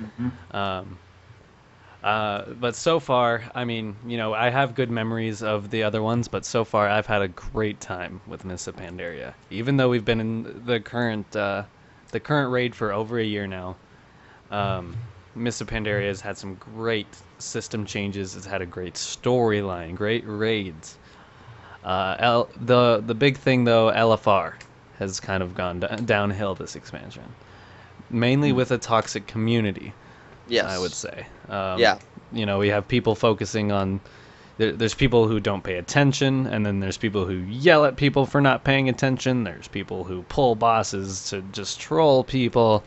There's the people who really want to be there, and then they just leave because nothing's happening. I think this, though, is all tied into the big, perhaps, feature of WoW raiding for Miss Pandaria, which was cross realm, Right. probably And for the first time, flex mode and Flex coming with Siege of Orgrimmar. Yeah, I think Flex is an That is awesome ratings change. saving grace right there. Yes, exactly. And with how that's being introduced then into Warlords being carried forward, it definitely brought the much needed change. It's difficult, at least somewhat difficult. You feel like you're on par with at least normal mode rating, more accessible to those friends and family groups. It's not so hard that you're going to be hitting your face against the wall if you have a few pugs with you.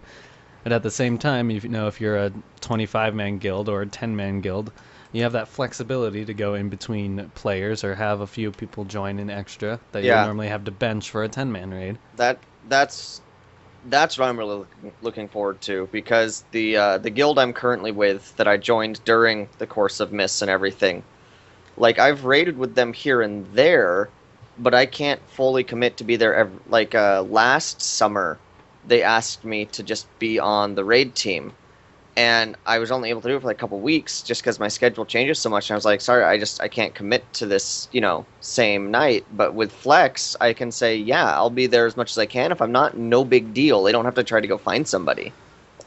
It's going to give me the opportunity to raid a lot more without having to go to LFR. Definitely. With Miss Pandaria, we did see, for the first time, we saw a new class and a new race. And that race happened to be cross faction. Yeah. You could be either one, or to that one character, you could be neither. the one guy that's hit 90 and stayed neutral. But, this was awesome to me. I loved the Pandaren race at first. I ultimately changed my monk away from being a Pandaren because I just could never take the class seriously, or the race seriously while playing them.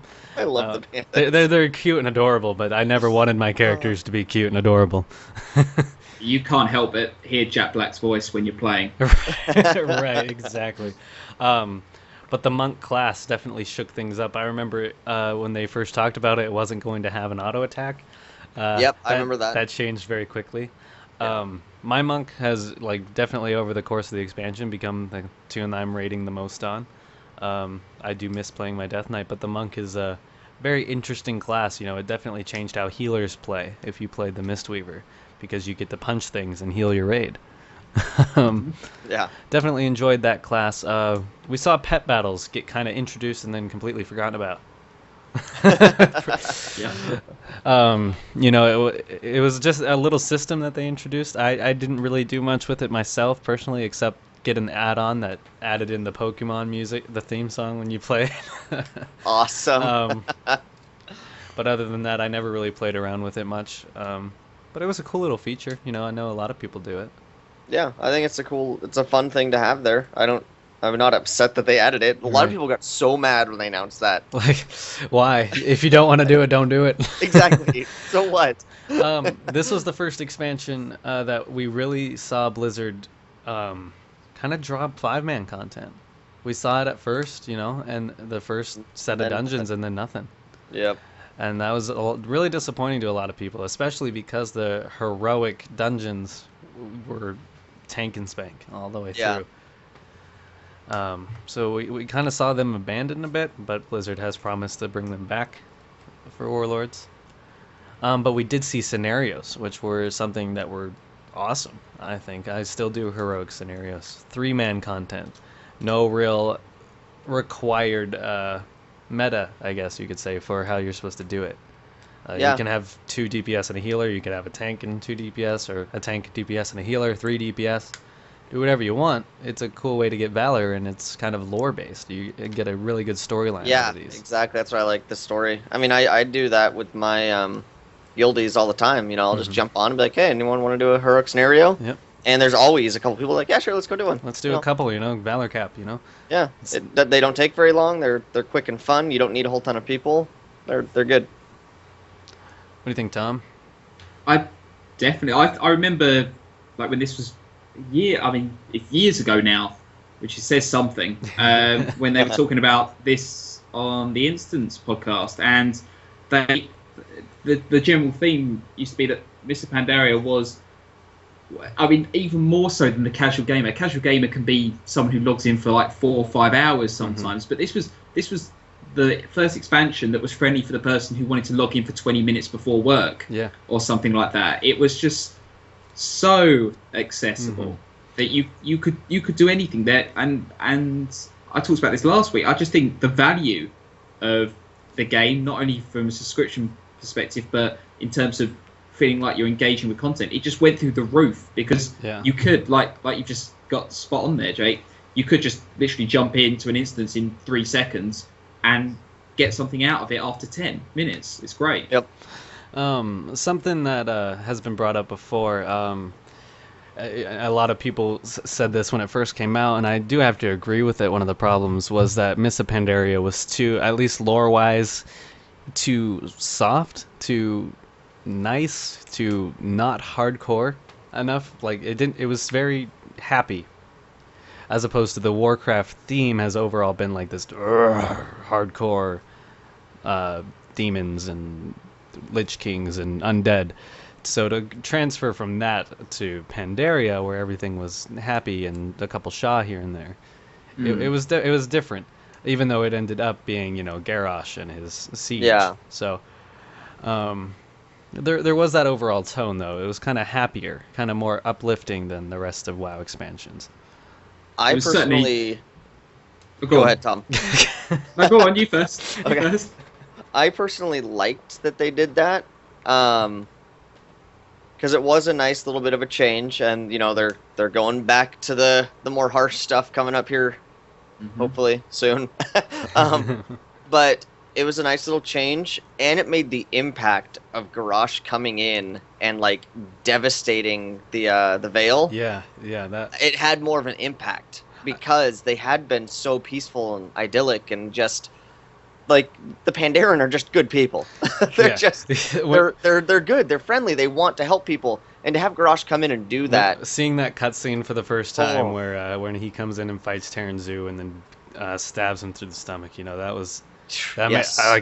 Unlock this content now. I gotta kill him. Gotta kill Garrosh. I know this was the first expansion where I was like, I want to kick his butt. I want to get in there and I want to thrash him. Mm-hmm. Like the other ones, I mean, they're all awesome. Right, like villains. I love they really the Lich are. King I mean, and Illidan, Lich King, those are Deathwing bosses are I actually liked. all awesome villains, but I didn't want to defeat them as much as I wanted to defeat Garrosh this time. Which was great. The storytelling in Miss Pandaria was phenomenal. The first time that the storyline was very consistent from beginning to end on what was going on, and involving players really was a big thing through questing and scenarios and dungeons and raids. You were very involved this time. Your character mattered, and especially through the legendary. We barely mentioned legendaries in this talk at all, but we saw a huge change again with the people's legendary. That really made you feel like you were important to Azeroth, which you did not feel at all really in Cataclysm. You were kind of just following Thrall around, doing his bidding and helping him. So they got back on track with that in Miss Pandaria, and even more so, of course, with you leading your garrison and being in charge then in Warlords of Draenor. It's bringing, you're the epicness. You are the epicness. You and your team of 10 or 25 or mix of in between. You're making the change. I mean, and also when they, not the first dailies they did, but when they got to, was it Landfall? Yeah, those were cool. Those dailies where you would do the dailies, and then after a couple days, you get your little scenario. The storyline, and it would progress, and you were there for the Divine you're Bell, watching all Garrosh, that kind of stuff. Exactly. Garrosh turn into this tyrant. Yeah, that was awesome. You go in, you have the scenario where you see Vol'jin get freaking backstabbed, and you're like, holy crap! It was just, you're there for all these huge events instead of just hearing about them. Yeah, exactly. So yeah, that is the last 10 years of Warcraft in an hour and a half. Yeah, we covered a lot. I'm sure there's a lot that we missed, but this is us trying to remember off the top of our heads. Really, we've got some notes that we have, but I've just remembered stuff and started talking about it. Yeah. And again, just going back, WoW has really stood the test of time, you know. Even though it's down to 7 million players, I said this last week, 7 million is still a phenomenal feat for a 10-year-old game. Yes. And It's a phenomenal feat for an MMO period, even Yeah. if, no matter how old or new it is, because no other game has ever gotten close to this many. and it's still kicking forward. Warlords of Draenor looks fantastic. I have to say, I'm so excited. so many different changes for the better, you know, coming out with rating and content, and I think it's going to be great going forward and beyond Warlords of Draenor. Did you guys want to take one last trip down memory lane before we end the show? Of course. Yeah. Yeah. Well, I was going to say we do have a list of 10 moments that made WoW, and I thought we could just kind of focus on a few of them, three or four of them, just big pivotal moments, I guess, in WoW's history. The first one on the list is the 2005 in-game Corrupted Blood. Oh yes. Did this affect you guys? No, I was not a part of it, unfortunately. But this is a big moment in not just, you know, Warcraft, but in gaming. Yeah. It socially, I mean, this. If you didn't know, there was the Corrupted Blood mechanic from Naxxramas? Zul'Gurub. Zul'Gurub, right? And it was a plague debuff. It was a buff from Hakar, the final boss. Yep, and it would tick and deal damage to you, and it would spread to other players. Well, it just so happened to get outside of the instance. Don't know how. It bugged out of the instance, and then it proceeded to spread across all of Azeroth like a plague. It was a pet, apparently. Apparently, a hunter's pet. Oh, dismissed his pet while it had the buff, and then resummoned it in its capital city. So. And then people found other ways to get it out, like they would port, you know, they would like get it and then Hearthstone out and stuff like that. They go into Battlegrounds, spread it cross faction, and then it was Horde and Alliance. Everyone were dying. It was such a big thing in this game that the CDC studied this event. The Center for Disease Control studied this event because it was how a plague spreads. Yep. That was definitely an impactful moment there. I wish I could have seen it actually happen. And then they actually later on recreated it with the launch event for Wrath. Yes. Yeah. And I was a part of that one. Thanks, Blizzard. Well, if you can't laugh at yourself.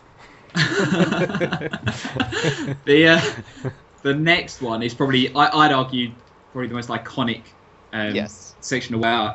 2005 again. Real life story, Leroy Jenkins. Which people still like wear shirts of, and they don't even know where it came from. We got 39.9 million views on YouTube. This guy he did not want to proceed with how the dungeon was supposed to happen, and we're just going to show it here because it's so iconic. You have to see it. So, from 2005, ladies and gentlemen, Leroy Jenkins. Let's do this. These eggs have given us a lot of trouble in the past. Does anybody need anything off this guy, or can we bypass him? I think Leroy needs something from this guy.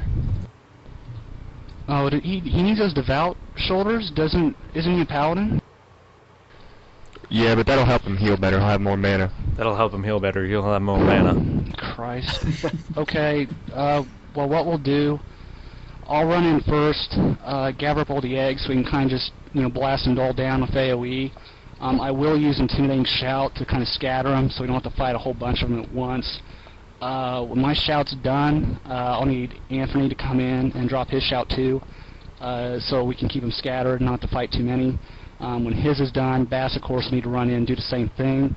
We're going to need Divine Intervention on our mages so they can AE. So we can, of course, get them down fast, because we're bringing all these guys. I mean, we'll be in trouble if we don't take them down quick. I think it's a pretty good plan. We should be able to pull it off this time. What do you think, Abdul? Can you give me a number crunch real quick? Yeah, give me a sec. I'm coming up with 32.33, repeating, of course, percentage 32.33% of survival? Oh, that's a lot better than we usually do. Alright, chums up. Ready, guys? Let's do this. Leroy Oh my god, he just ran in. Save him! Oh, geez, stick to the plane. Oh Jesus! Let's go! Let's go! Stick to the plan, Shove. Stick to the plane. Oh gee! Oh fuck! Give me divine intervention! Hurry up! Shout. He's saying I can't cast. I can't move. Am I lagging, guys? I can't move. What the hell? I can't And move. chaos ensues. Oh man, I don't even know what's so iconic about that. Really, I mean, did anybody else when they were raiding back in the day get in a circle and have your leader talk to you in the middle? I mean, I've never. No. Well, my guild kind of does that sometimes, but it usually ends up being like me as a boomkin standing face to face with one of the other guys that's a panda and just calling each other fat while they're trying to give. That's it. Well, I mean, this was so. I don't know. It's just so funny, and it's so breaking this whole group of people. They all had their set plan, and they're all Let's just do this. Leroy Jenkins, and then this has been replicated so many times on so many different things. You know. Like people know the name Yeah. and have no idea where it came from. Yeah, you could just be like talking about going to a movie or something with your friends, and then suddenly your friend takes off into the theater. Leroy Jenkins. You're like, do you even know where that's from? I bet you a lot of people have the title Jenkins and don't know why it's called Jenkins. Yeah. Yeah, they're like, I mean, what is this? Why do I have this? it's so impactful that I remember an episode of Jeopardy was on, and the answer was Leroy Jenkins. I don't remember my what gosh. the. Yes, it was. Well, and No, like no. we The said answer last was week- the question was World of Warcraft. That's a Oh, backwards that's game. it. Hard to. Which fictional, world does the hero Leroy Jenkins The come from or hero. something like that? He The got so hero. popular from this that he hosted the BlizzCon talent contest.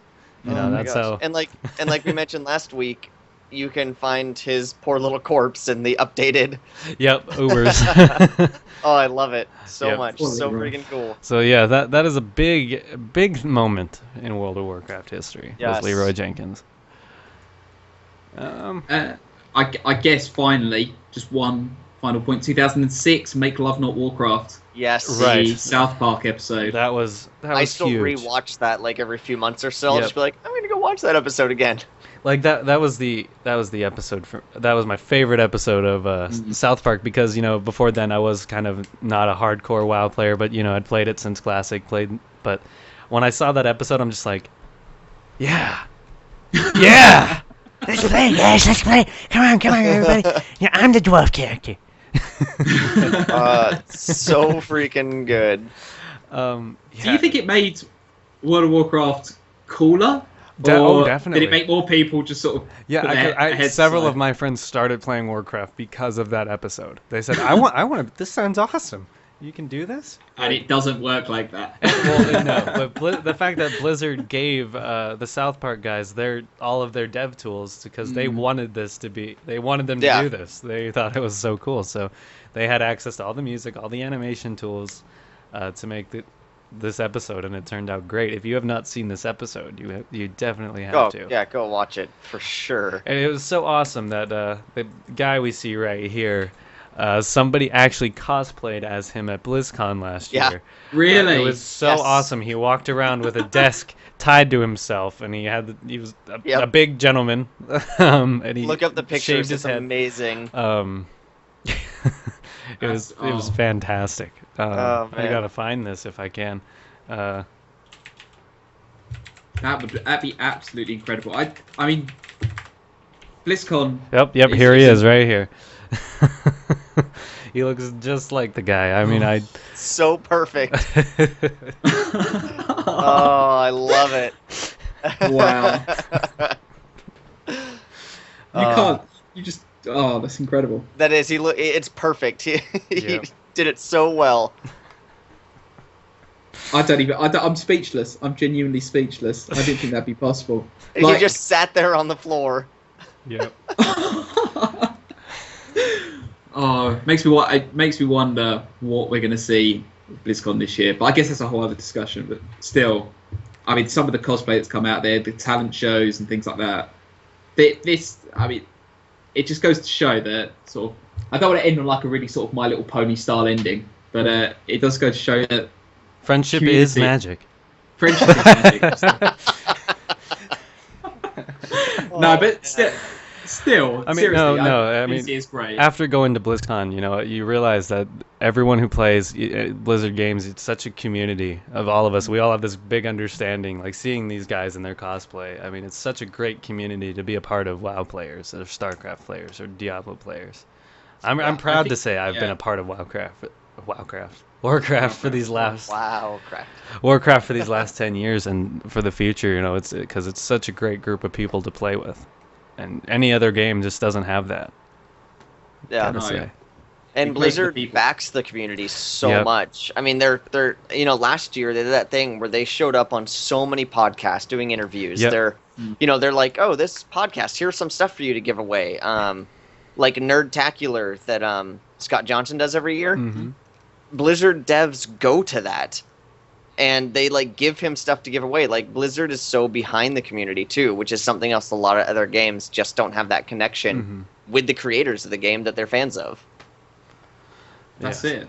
I mean, without such a good community, I mean, we wouldn't be doing this right now. I mean, if we thought it wasn't going to be anything, we wouldn't do it. But Blizzard has such a great community, and there's always so much to talk about. Yes, there is. Friendship is magic. That should just be our new sign off every show. on And that's the way the cookie crumbles. I can't show it here, obviously, but there's a video that someone made of Garrosh and his dad, Grom. Is it Grom? Gramash. Yeah, Gramash. Gramash. As a sort of father-son machinima, and they're skipping with each other, swinging each other around. You got to watch it. It's incredible. I need to find that. Yes. It's on WoW Insider. You just scroll through, you'll find it. But that about wraps it up, guys.